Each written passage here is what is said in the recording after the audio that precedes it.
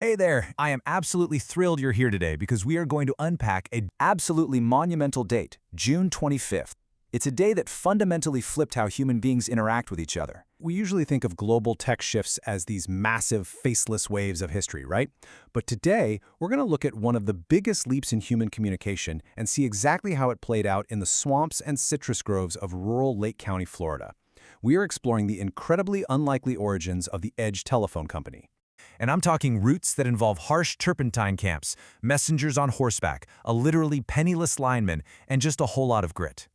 We're going to trace this completely fascinating journey that starts with these grand, world-changing scientific breakthroughs and eventually winds up in the muddy, mosquito-infested swamps of early 1900s Florida.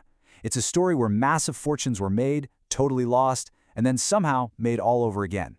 But to really grasp the magnitude of June 25th, we first kind of have to look at the timeline that got us there.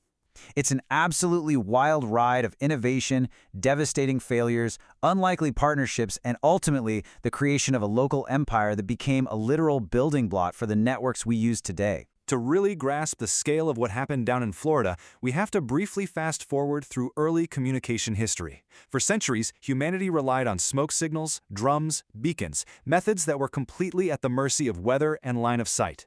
But then, things started accelerating. In 1667, Robert Hooke creates an acoustic string telephone using mechanical vibrations. By 1844, Samuel Morse is sending the first official telegraph message. And then, by 1861, Johann Philipp Reis is actually transferring voice electrically, totally setting the stage for Alexander Graham Bell in 1876. But the world desperately needed a practical, reliable way to just talk, to connect using a normal human voice. And that brings us to 1876, when Alexander Graham Bell successfully transmitted speech with that famous line, "Mr. Watson, come here." Which leads us directly to our pivotal date. On June 25, 1876, Alexander Graham Bell proudly exhibited his telephone at the Centennial Exposition in Philadelphia. This was the big moment. It was announced to the general public, and the press and the top scientific minds of the day just went wild.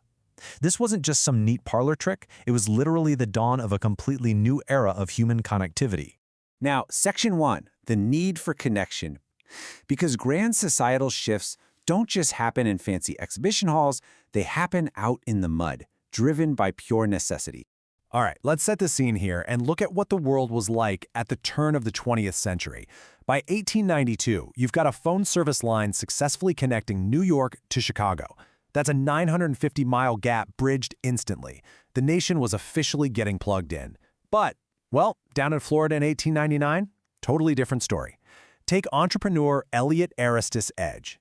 He buys this massive block of longleaf yellow pine that stretches all the way from Taylorville to Dade City, and he sets up a huge string of turpentine stills. But to actually manage his remote camps, he doesn't have phones. He literally has to send out riders on horseback just to tell his managers what to do. I mean, the contrast between that national tech boom and the local Florida isolation is just staggering. When that obviously proved way too slow, he ran telegraph lines out to his camp managers. But even tapping out Morse code wasn't cutting it for the immediate dynamic coordination you need to run a sprawling business like that.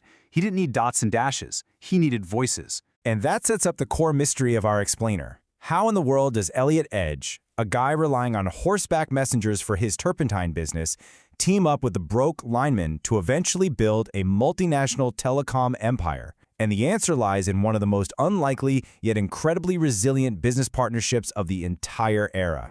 Section 2. Edge, Wettstein, and Florida. The network problem and the rise of exchanges. Even with all this massive infrastructure, we cannot forget how deeply personal this business was in those early days. Here's the thing. Once the telephone was invented, a massive logistical hurdle appeared out of nowhere. Having a phone is completely useless if you have no one to call, and directly wiring every single phone together was physically impossible. They needed central hubs. And these early exchanges, they were intensely personal. You wouldn't punch in a number. You'd turn a crank on your phone which signaled a live human operator at a central switchboard. You just give them the name of the person you wanted to talk to. And those early operators were the absolute social glue of the town. They literally knew every single customer by name. If you asked them to connect a call, you'd probably catch up on the latest town gossip before they'd even patch you through. But as explosive population growth hit, that charming, highly personalized system completely broke down. I mean, it had to evolve, and fast.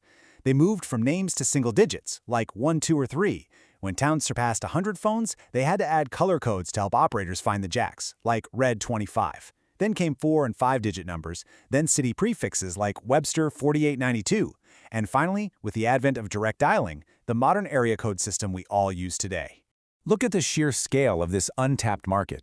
In 1910, the state of Florida had a population of around 700,000 people. But guess how many telephones there were? Just 32,000. Otto Wettstein Jr., who was this young telecom pioneer, he actually built his first exchange in Illinois when he was only 21, was on vacation in Florida when he noticed this. He realized that aside from Bell and Peninsular, the market was just sitting there, completely wide open for local guys. Otto Wettstein Jr. The guy was basically a prodigy. In 1896, at just 21 years old, he builds his first telephone exchange in Illinois and quickly rolls out 30 more across the Midwest. Fast forward to 1910, he's vacationing in Florida, notices the whole state only has about 32,000 phones for its 700,000 residents, and senses a huge opportunity. So he teams up with our turpentine magnate, Elliott Edge, to buy the small Dade City Exchange for $25,000. Great start, right? Wettstein starts buying up these local exchanges, and he organizes the Lake County Telephone Company. Zooming in on one specific spot, the Groveland Exchange started right here in this gorgeous Spanish-style building on Lake Avenue, right across from City Hall. Grounding this history in a physical reality like this really helps us appreciate how deeply woven this brand new technology became in the everyday fabric of the community. Section 3. Boom, Bust, and Polls. Now you might be thinking this was a straight path to success, right? Well, actually scratch that. So Wettstein catches the real estate bug. Maybe he was a little homesick too. He makes this totally fateful decision to trade his booming telephone empire for 42,000 acres of land along the Kissimmee River. He thought it looked just like the rich Midwest farmland he grew up with, and his grand plan was to colonize and farm the whole thing. The reality? Yeah, the land was basically just wet Florida swamp. He couldn't farm it, he couldn't resell it, and by March 1915, Otto Wettstein Jr. had lost absolutely everything. He was completely penniless And lost his entire empire, just like that. Which brings us to a surprisingly dark but pivotal moment. Stranded and broke, Wettstein happened to read in a Tampa newspaper that a lineman for the very company he used to own had been electrocuted by crossing a telephone wire with a power line. Desperate times, right? He wrote to the company and practically begged to take the dead man's incredibly dangerous job. For just $80 a month, Otto Wettstein Jr., this former telecom mogul, is back to strapping on heavy boots and physically climbing telephone poles in the Florida heat, something he hadn't done in 17 years. It is an absolutely massive fall from grace. Working for the very company he used to own. And it gets worse. After just a few months of climbing poles, the company was actually about to fire him. The directors complained he was spending way too much time doing civic work and not nearly enough time on company business. But Wettstein, he was a brilliant networker. He called a meeting and completely flipped the script, convincing the directors that his roles in the Red Cross and the Farmers Dairy Association were actually massive public relations assets for the telephone company. He saved his job by proving that in the telecom business, community connection is literally everything. Section 4. Building a telephone empire. Let's move to 1917 and see how this builds, because Wettstein certainly didn't stay a lineman for long. He engineered a spectacular comeback. Once again, he turned to his old partner, Elliott E. Edge, who provided the crucial financial backing for Wettstein to buy back the company. From there, the guy was absolutely unstoppable. He snaps up exchanges in Eustis, Leesburg, Groveland, Clermont. By 1919, he's expanding out into Winter Garden and Kissimmee. And by 1925, Edge and Wettstein had merged an astonishing 28 separate exchanges into the massive Florida Telephone Corporation. And the absolute nerve center for this whole grassroots consolidation, that was right in Groveland. The very first Edge telephone exchange was just this modest, Spanish-style building sitting right across from City Hall on Lake Avenue. It's kind of crazy to think about, really. This simple, local storefront acted as ground zero for a communication web that would eventually blanket the entire state. It was a local family business in every sense of the word. You can see how this operation mutated from a sleepy neighborhood office into a heavy-hitting telecom hub that completely changed how the region communicated. And when you look at these aerial views, it brilliantly illustrates the physical footprint of these early Edge telephone exchanges sitting right there in the middle of town. We're not talking about some abstract corporate entity. These were absolutely crucial communication hubs that literally anchored the towns they served. You see the structures, the development springing up around them, the radio towers. These buildings were the literal nerve centers of early 1900s Florida. You mix that deeply localized human touch with their relentless financial strategy of consolidation, and the results are just mind-blowing. Contrast that earlier $80 a month salary with this staggering figure, $1,400,000. By 1925, which, keep in mind, is just 10 years after Wettstein was begging for that $80 a month lineman job, he and Edge merged their 28 exchanges into the Florida Telephone Corporation. Starting from virtually nothing but Wettstein's grit and Edge's capital, they built a corporation valued at $1.4 million. In 1925 money, that is an absolute triumph of enterprise. Wettstein later reflected on this insane turnaround in his autobiography. He wrote, "Starting with nothing except experience, energy, and ambition in 1915, with Mr. Edge's confidence and help, I had, in 10 years, acquired a system of 28 telephone exchanges and control of a corporation with a capital of $1.4 million. Just think about that scale for a second. From begging for a dangerous $80 a month pole climbing job to running a $1.4 million corporation in just 10 years. Finally, Section 5, from switchboards to cell phones. Let's zoom out and look at the macro picture here. The story doesn't even stop with Edge and Wettstein. The foundation they laid was so incredibly solid that it became a highly sought-after corporate asset. They start off with their early consolidation as the Lake Telephone Company, grow into the massive Florida Telephone Corporation by 1925. Then, in 1973, their Florida Telephone Corp gets bought by United Telephone Company. Just as Wettstein's local landline empire is being sold off to become a modern corporate behemoth, a Motorola employee named Martin Cooper steps onto a sidewalk and makes the world's very first handheld cell phone call. It was a true convergence.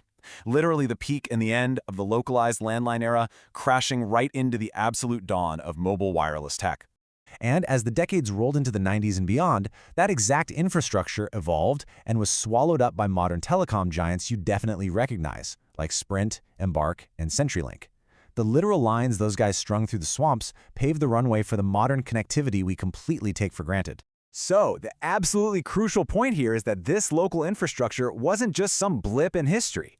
Edge and Wettstein laid the physical foundation for modern telecommunications in Central Florida. Which leaves us with this final thought. We kicked off with June 25, 1876, a day that sparked a technological revolution, rippling out to create huge empires in the Florida swamps and eventually putting a supercomputer cell phone in every single one of our pockets. We look at these massive corporate giants today, and it is so easy to assume they are entirely detached from local history. But as we've just seen, Sprint's DNA traces directly back to a guy trying to wrangle horseback messengers for his turpentine business and a broke lineman climbing poles in Dade City. Looking forward, as artificial intelligence and spatial computing really take hold, what will be the next massive leap in how we connect? And how is it going to reshape your local community? But as we've evolved from those friendly switchboard operators who literally knew your name, your family, and all the town gossip, to this instantaneous, global, yet kinda impersonal communication network we have now, what have we truly gained? And what, perhaps, have we lost along the way? Think about that the next time you shoot off a text.